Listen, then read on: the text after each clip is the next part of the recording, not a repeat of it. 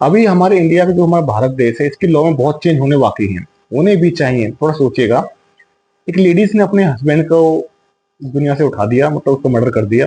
उसके बाद में वो टीचर था, तो उस लेडीज ने क्या किया कि जो उस हस्बैंड की जो सैलरी थी, जो पेंशन आती, जो सैलरी आती, उसके लिए केस डाला और उसे जीत गई। अब जो केस चल रहा था उसका मर्डर का, उसी केस को वो अब उस इंसान की पेंशन से लड़ रही है। तो एक चीज तो ये हो गया ना कि अभी हमारा जो लॉ है वो सपोर्ट करता है लेडीज को, या फिर किसी भी ऐसी चीज को कि अगर इंसान उसने मारा है तो उसे ना ही उस इंसान को जमीन जायदाद कुछ भी मिलना चाहिए, चाहे वो बच्चों को क्यों नहीं रखती है। तो ये चीज तो एक तरीके से अपराधी को सपोर्ट करना हो गया। वहीं पे दूसरी तरफ एक केस सामने आता है, अतुल सुभाष पर केस याद है आपको? वहां पे एक केस सामने आया कि उसकी जो वाइफ थी उसने क्या किया, पहले तो उसको जमानत मिल गई, उसके भाई को, उसकी माँ को, और उसको जमानत मिल जाती है। दूसरी तरफ वो क्या करते हैं आपको पता है?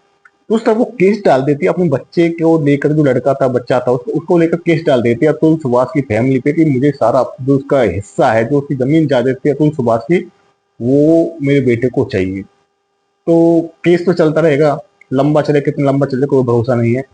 तो उसके साथ साथ उसकी जो प्रॉपर्टी है उसको वो ले लेगी। तो अतुल सुभाष ने जो ये सुसाइड की थी, कमिट किया था, उससे कुछ फर्क पड़ा? एक इंसान चला गया, लेकिन वो इंसान अभी भी राज कर रहा है। वहीं पे जो जज थी जिसने 5 लाख रुपए मांगे थे, साढ़े 5 करोड़ कितने मांगे थे, तो उसने कुछ नहीं किया, उसका कुछ नहीं हुआ, उस पर कोई एक्शन नहीं लिया गया। तो क्या हमारे जो लॉ है उसमें बहुत सारे सवाल खड़े होते हैं, बहुत सारी चीजें जो हैं वो कम है, उन्हें सही होना चाहिए।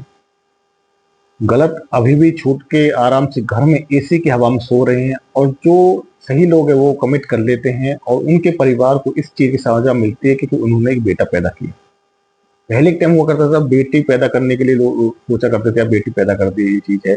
अभी भी ये चीज है बेटी के लिए, लेकिन आज के टाइम मैक्सिमम केस जो सामने आ रहे हैं, 54% केस जो दहेज के मिलते झूठे लगते हैं।